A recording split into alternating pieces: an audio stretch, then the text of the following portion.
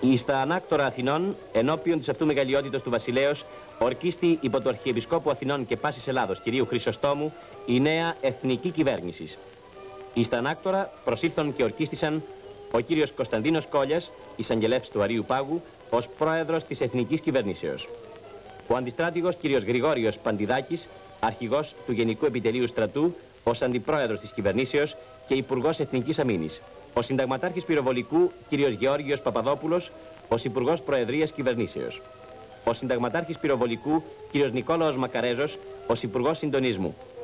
Και ο ταξίαρχος κύριος Τηλιανός Πατακός, ως υπουργός εσωτερικών.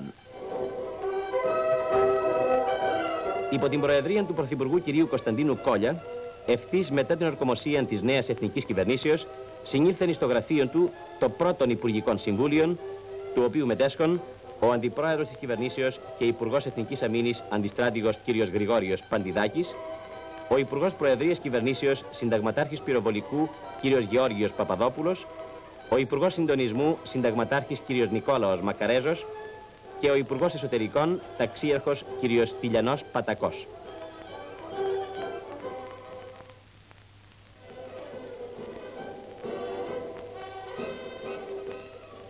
Μετά την συμπλήρωση της εθνικής κυβερνήσεως, συνήλθεν εις την αίθουσα του Υπουργικού Συμβουλίου, το Υπουργικών Συμβούλιων, δια την λήψη σειράς αποφάσεων.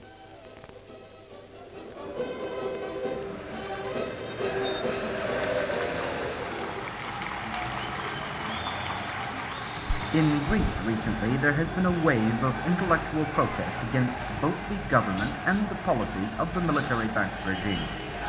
Robert MacDonald has talked with some of the protesters and sends this report from Athens in 5 from now.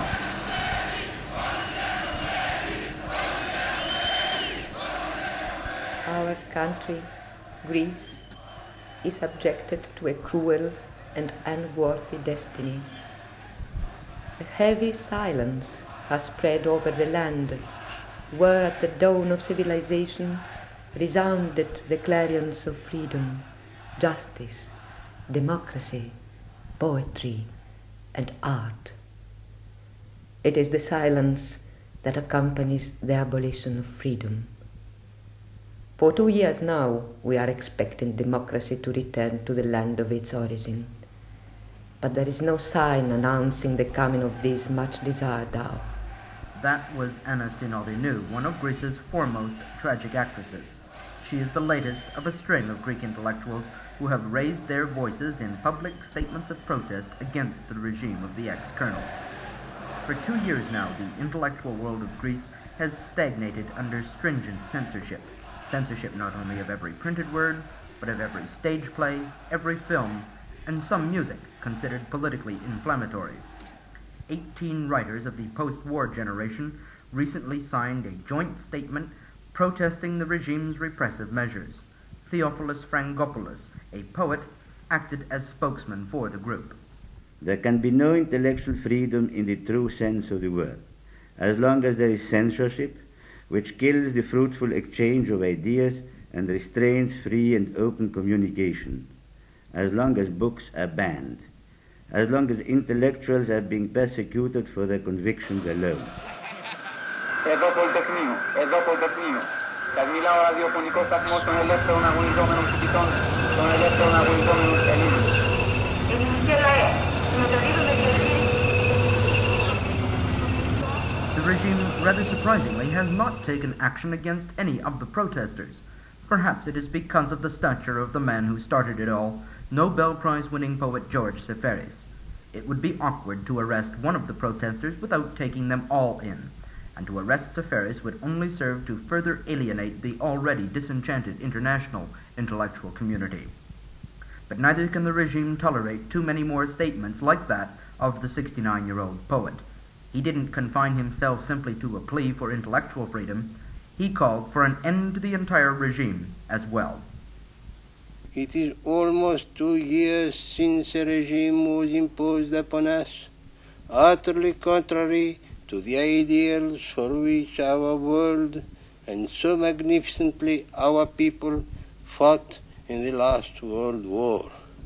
It is a state of enforced torpor in which all the intellectual values that we have succeeded with toil and effort in keeping alive are being submerged in a swamp in stagnant waters. We have all learned, we all know, that in dictatorial regimes the beginning may seem easy, yet tragedy waits at the end inescapably. The longer the abnormal situation lasts, the greater the evil. I see before us the precipice towards which the oppression that covers the land is leading us. This abnormality must come to an end. It is the nation's command. Robert McDonald, Athens.